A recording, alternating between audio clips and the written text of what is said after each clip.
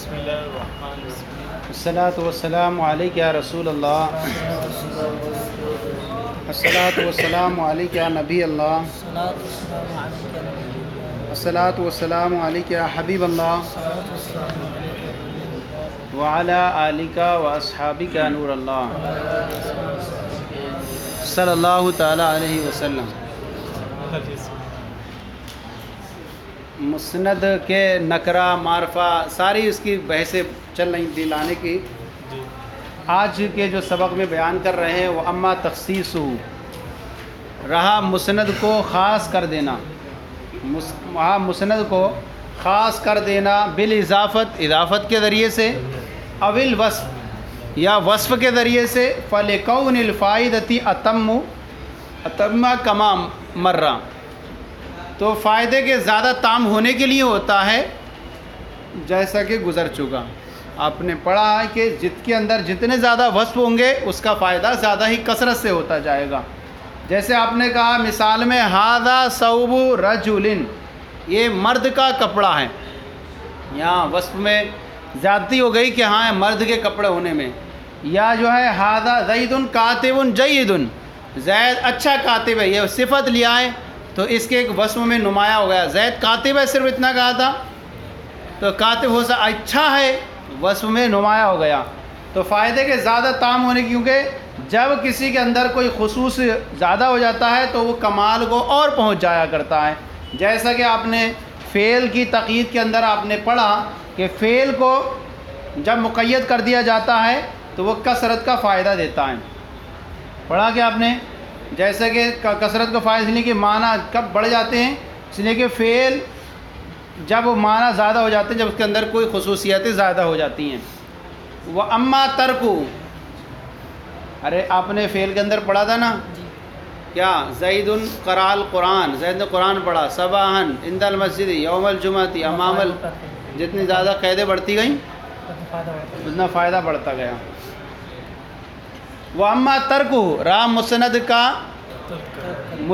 نہیں، مسند کا اضافت یا وصف کی تخصیص کو ترک کر دینا۔ وہ اما ترکو یعنی مسند کا اضافت یا صفت کی وصف کی تخصیص کو ترک کر دینا، فظاہر، تو یہ کیا ہوتا ہے، ظاہر ہوتا ہے۔ کیوں؟ مما سبقہ، جو گزر چکا۔ کیا گزرا کہ معنی پائے جانے کی وجہ سے اب فعل کو ہم مقید نہیں کر سکتے، وہاں پر مثلا ہمیں کثرت فائدہ مقصود نہیں ہے، یا سامع سے یا مخاطب کے علاوہ سے پوشیدہ رکھنا مقصود ہے، یا اختصار ملحوظ ہے، تو وہاں پر ایسی ساری صورتوں میں نہ وصف لاتے ہیں، نہ ایسی صورتوں میں نہ اضافت کرتے ہیں، تو یہ ساری صورتیں ہوتی ہیں۔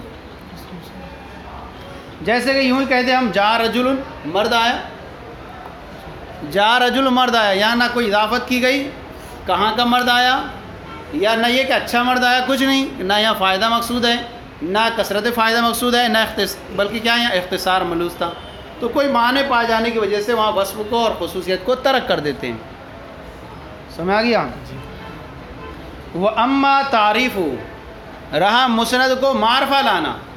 اچھا مسند کو جب معرفہ لائیں گے تو مسند لے تو معرفہ ہو گئی، تو یہ نہیں رہا مسند کو معرفہ لانا، فلافادۃ السامع حکماً علی امر معلوم لہ، تو سامع کو کسی کام کا حکم پہنچا کے، سامع کو فائدہ پہنچانا ہوتا ہے کسی کام کے حکم کا، کسی یعنی امرن سے مراد مسند الیہ، یعنی سامع کو مسند الیہ کے حکم کا فائدہ پہنچانا مقصود ہوتا ہے، معلوم لہ، جو اسے معلوم ہے، بہدہ طرق تعریف کے طریقوں میں سے کسی ایک، یعنی علم کے ذریعے معلوم ہے اسے، یا اضافت کے ذریعے معلوم ہے، یا معرف باللام کے ذریعے معلوم ہے۔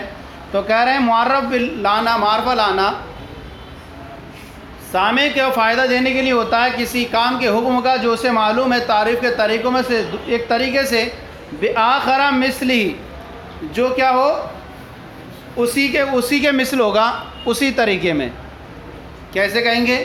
بآخر مثلی، ایسے ایک مسند کے ذریعے سے، مثلہ اے مثل الامر الاول، جو پہلے والے کی طرح ہوگا، جو سامع کو معلوم ہے جسے پہلے دونوں طریقوں میں سے ایک طریقے سے۔ یعنی کہنا چاہ رہے ہیں جب مخبر کا مقصد اپنی خبر کے ذریعے سامع کو فائدہ پہنچانا مقصود ہوتا ہے تو یا تو وہاں پر حکم کا فائدہ دینا مقصود ہوگا، یا اس بات کا فائدہ دینا مقصود ہوگا کہ لازم فائدہ. تو دو صورتیں نکلتی ہیں، یا تو لازم فائدہ خبر یا فائدہ خبر. لازم فائدہ خبر کب ہوتا ہے؟ جب کہ یہ بتانا مقصود ہو کہ میں بھی جانتا ہوں اس چیز کو. اور حکم کب ہوگا؟ کہ وہ یہ جانتا تو ہو لیکن یہ نہیں جانتا ہو کون ہے. تو جیسا کہ ہم یوں کہیں، یہاں 4 صورتیں نکال لیں اس کی، یا لازم حکم کا فائدہ دینا مقصود ہو سے. جیسے یہاں 4 صورتیں مسند کے معرفہ لانے کی، جیسے زید اخوک کا ایک صورت ہو گئی، اور ایک ہو گئی امر المنطلق. کیا ہو گئی؟ یہ ہو گئی. اب اس کے عکس کی 2 صورتیں کر لیں، اخوک زید المنطلق امر. الٹا کر لیں ان کو، زید اخوک امر المنطلق اور اخوک زید المنطلق امر. تو یہ 4 صورتیں ہوئیں. صحیح ہے نہیں؟ 4 مثالیں تعریف کے 3 طریقے، اضافت، الف لام عہد، الف لام جنس. یہاں پر ہو گیا. کون سے ہیں؟ زید اخوک میں تعریف کے 3 طریقے یہاں پر پیش کیے گئے. اضافت کے ذریعے سے لایا گیا، زید پہلے سے معلوم ہے اسے، علم کے ذریعے، ایک اور دوسرے کے ذریعے لایا گیا اضافت کے ذریعے سے، بآخرہ جو اسی کے مثل ہے، کیا فائدہ دینے میں. سمجھا گیا؟ اسی کے مثل ہے، ایک دوسرے کے ذریعے جو اسی کے مثل ہے. تو اخو کا لائے گا مسند کو معرفہ کے ذریعے، اضافت کے ذریعے میں. امر المنطلق، یہاں امر جو ہے معرفہ ہے، پہلے سے معلوم اسے، ایک دوسرا لایا گیا المنطلق، ایک دوسری خصوصیت کے ذریعے، معرف باللام کے ذریعے. صحیح ہے؟ ان دونوں کا الگ الگ کر لیں. تو اب یہاں پر کہیں گے کہ یہاں پر زید اخوک، یا 2 مثالیں دیکھیں.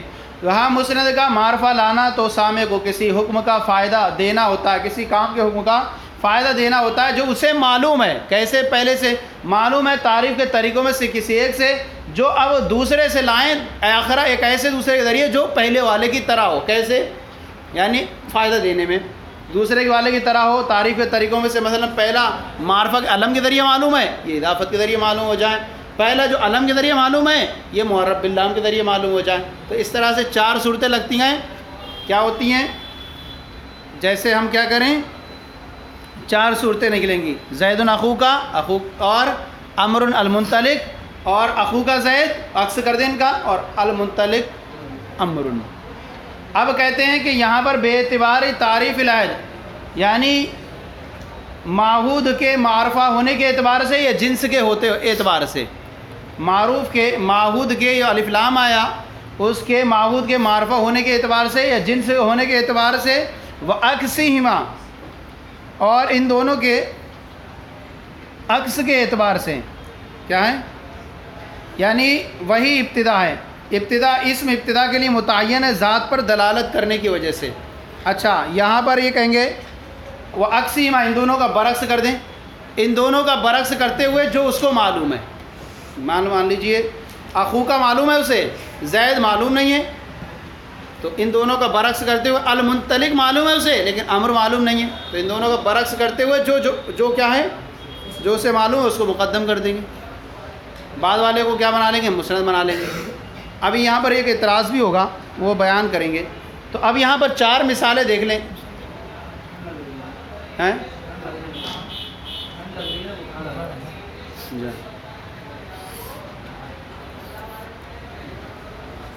زید اخوک، دیکھیں یہ حکم کا فائدہ دینا کب مقصود ہوگا؟ زید اخوک جب ہم بولیں گے، زید معرفہ ہے، علم ہے، صحیح ہے، اور اخوک معرفہ بالاضافت ہے، معرفہ بالاضافت ہے. سامع کو زید کا تو معلوم ہے، سامع کو زید کا تو معلوم ہے، لیکن سامع کو یہ معلوم نہیں کہ زید تیرا بھائی ہے، زید یہ میرا بھائی ہے، زید تمہارا بھائی، یہ معلوم نہیں ہے. لہذا آپ کہیں گے زید جسے ایک دوسرے کام یعنی اخوک سے سامع کو فائدہ دیا جا رہا ہے. تو اب یہ کہیں گے کیا ہے؟ حکم کا فائدہ دیا گیا. سامع کو زید کے بارے میں معلوم ہے نہیں، سامع کو زید کے بارے میں معلوم ہے، لیکن سامع کو یہ معلوم نہیں کہ زید کیا ہے؟ تمہارا بھائی ہے. تو اب ہم کہیں گے زید اخوک. تو یہ اخوک جو لائے کس لیے لائے؟ حکم کا فائدہ دینے کے لیے، سامع کو بتانے کے لیے کہ زید تمہارا بھائی ہے، فلاں کا بھائی ہے، کسی کا بھائی ہے، بتانے کے لیے. یہ ہو گیا حکم کا فائدہ. لازم حکم کا فائدہ کیا ہوتا ہے؟ متکلم یہ بتانا چاہتا ہے کہ مجھے بھی معلوم ہے زید تیرا بھائی ہے، زید تمہارا بھائی ہے، یہ اس صورت بنے گی کب؟ آپ کا کوئی بھائی ہے اور ہم کہیں زید اخو کا، آپ زید تمہارا بھائی ہے، کیوں؟ یہ مجھے معلوم ہے کہ ہاں زید تمہارا بھائی ہے، تو یہ لازم حکم کی کیا بن جائے گی؟ مثال بن جائے گی۔ اچھا، عہد کے معہود کے معرفہ ہونے کے اعتبار سے یا جنس ہونے کے اعتبار سے، اب یہ کہنا جائے گی امر المنطلق۔ امر المنطلق میں کیا کریں گے؟ الف لام اگر عہد خارجی کا مانے، عہد خارجی کا ہو یا جنس کا ہوگا، صحیح ہے نہیں؟ جب سامع امر کو بھی جانتا ہو اور یہ بھی جانتا ہو ایک شخص جانے والا ہے، مگر یہ معلوم نہ ہو کہ وہ کون ہے، کیا ہے؟ ایک شخص کو جانتا ہے، سامع امر کو بھی جانتا ہے اور یہ بھی جانتا ہے کہ کوئی شخص جانے والا ہے، مگر یہ معلوم نہیں کہ وہ کون ہے، تو متکلم سامع سے کہے امر المنطلق، کیا ہے؟ امر جانے والا۔ اس صورت میں جو الف لام ہوگا المنطلق پر، وہ کس کا ہوگا؟ عہد خارجی کا ہوگا، یعنی جو امر ہے، سمجھا نہیں؟ اور جنسی کا کب ہوگا؟ اور اگر صرف سامع یہ جانتا ہو کہ ایک شخص جانے والا ہے اور یہ معلوم نہیں کہ وہ کون ہے، صرف ایک شخص جانے والا ہے، یہ معلوم نہیں کون ہے، تو اس صورت میں الف لام جنس کا ہوگا، یعنی امر المنطلق میں یہ کیا ہوگا؟ جس امر کو نہیں جانتا وہ، تو کیا کریں گے؟ دو صورتیں نکال دیں گے اس میں، الف لام عہد کے عرفہ ہونے کے اعتبار سے یا جنس ہونے کے اعتبار سے۔ اگر عہد کا کریں گے تو سامع یہ تو جانتا ہے کہ امر کو بھی جانتا ہے، یہ بھی جانتا ہے کہ جانے والا ہے، لیکن اسے یہ معلوم نہیں کہ وہ کون ہے، تو یہاں پر جو الف لام داخل ہوگا وہ الف لام عہد خارجی کا معنی۔ ہاں، عمر کو جانتا ہے لیکن یہ نہیں جانتا تھا کہ جانے والا کون ہے، صحیح ہے؟ تو الف لام اس پر داخل ہوگا المنطلق پر، تو وہ عہد خارجی کا ہوگا اور اس سے مراد وہی شخص ہوگا جو امر کی طرف لوٹ رہا ہے۔ اور اگر یہ مراد ہو کہ سامع صرف یہ جانتا ہو کہ ایک شخص جانے والا ہے، یہ معلوم نہیں وہ کون ہے، تھوڑا فرق ہو گیا، ایک شخص جانے والا ہے، پہلے کہتا اس میں امر کو جاننے والا ہے، تو اس صورت میں الف لام جنس کا ہوگا۔ دونوں میں فرق نکل جائے گا کہ وہاں امر کو بھی جانتا ہے، یہ بھی جانتا ہے کہ، لیکن یہ نہیں جانتا ہے کہ وہ کون ہے، ایک شخص جانے والا مگر یہ نہیں جانتا تھا وہ کون ہے، امر کو تو جانتا ہے لیکن یہ نہیں جانتا ہے کہ وہ کون ہے، تو اس صورت میں الف لام داخل ہونے والا عہد کا ہوگا۔ اور اگر الف لام جنس کا مانے تو اس صورت میں یہ معلوم ہونے، وہ اسے معلوم ہے، یعنی یہ معلوم نہیں کہ وہ کون ہے، تو اس صورت میں الف لام جنس کا ہوگا۔ اخو کا زید المنطلق امر، سامع کو یہ معلوم ہے کہ اس کو، اب یہاں پر آپ دیکھیں گے یہاں انہوں نے کہا امر المنطلق، یعنی تعریف کے عہد ہونے کے اعتبار سے یا جنس ہونے کے اعتبار سے، وہ عکسہما، اور ان دونوں کے عکس کے اعتبار سے، اب کیا کرتے ہیں عکس کے اعتبار سے؟ اخو کا زید اور المنطلق امر، یعنی اخو کا زید کو، اخو کا کو آپ بنا لیں مبتدا، اور المنطلق میں المنطلق کو مبتدا بنا لیں، یعنی جس کو جو سامع کو جو معلوم ہے اس کو ہم مبتدا بنا لیں گے، اور جو معلوم نہیں ہے جو بعد میں ملے گی اس کو ہم کیا بنا لیں گے؟ خبر بنا لیں گے۔ تو اب کہتے ہیں والثانی قد یقصر الجنسی علی شیء، دوسری چیز جب جنس کی تعریف کا قصر کیا جائے، جنس کی تعریف کا قصر، جنس کی تعریف کے اعتبار سے سواء کانا فی المسند، چاہے وہ مسند میں پائے جائے یا مسند الیہ میں پائے جائے، یعنی کوئی حکم کو ہم کسی پر قصر کر دیں، ٹھہرا دیں، تو کہتے ہیں جنس کے قصر کا فائدہ دیتی ہے۔ جب کہتے ہیں تعریف جب ہے جنس کی قصر کا فائدہ دیتی ہے کسی چیز پر، خواہ وہ تحقیقاً ہو یا مبالغتاً ہو، جیسے کہا جائے زید الامیر، دیکھیں معرفہ لایا گیا الامیر کو اور زید بھی معرفہ ہے، تو اب یہاں کہیں گے الف لام یہاں پر جنس کی تعریف کا، جنس کا معرفہ لانا، یعنی الف لام کا جنس کی قصر کا فائدہ دیتی ہے۔ دوسری یہ کہ یعنی الف لام کے ذریعے معرفہ لانا جنس کے قصر کا فائدہ دیتا ہے کسی شے پر، خواہ وہ تحقیقاً ہو یا مبالغتاً۔ اب یہاں کہیں گے زید الامیر، الف لام داخل ہوا اس پر، کہیں گے زید ہی امیر ہے، قصر کر دیا گیا اس پر، زید ہی، نہیں سمجھ میں آیا؟ یعنی کیا کر دیا گیا یہاں پر؟ جب لایا جائے مسند کو معرفہ لایا جائے اور اس پر الف لام داخل ہو تو کسی شے پر قصر کا فائدہ دیتا ہے، کسی شے پر قصر کا مطلب اسی پر حد کر دیتا ہے، دوسرے اس کے علاوہ کوئی بھی نہیں ہے۔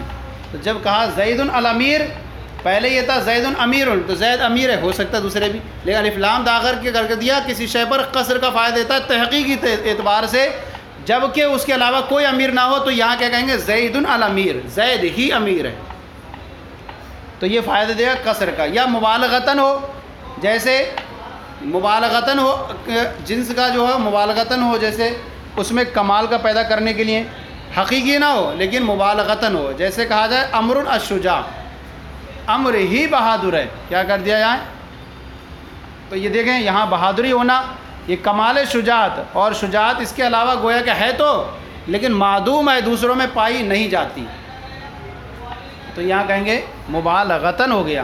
تو دو فائدے ہوئے یہاں پر، ایک تو انہوں نے فائدہ دیا کہ معرفہ لانا سامع کو کسی حکم کا فائدہ دینے کے لیے مقصود ہوتا ہے یا لازم حکم کا فائدہ دینا مقصود ہوتا ہے، والثانی دوسرا یہ کہ کسی جو ہے مسند کو معرفہ لانا جن سے کہ قصر کا فائدہ دیتا ہے کسی شے پر، خواہ وہ تحقیقاً ہو جیسے زید الامیر، خواہ یا وہ مبالغتاً ہو اس میں کمال پیدا کرنے کے لیے جیسے کہ امر علی الشجاع۔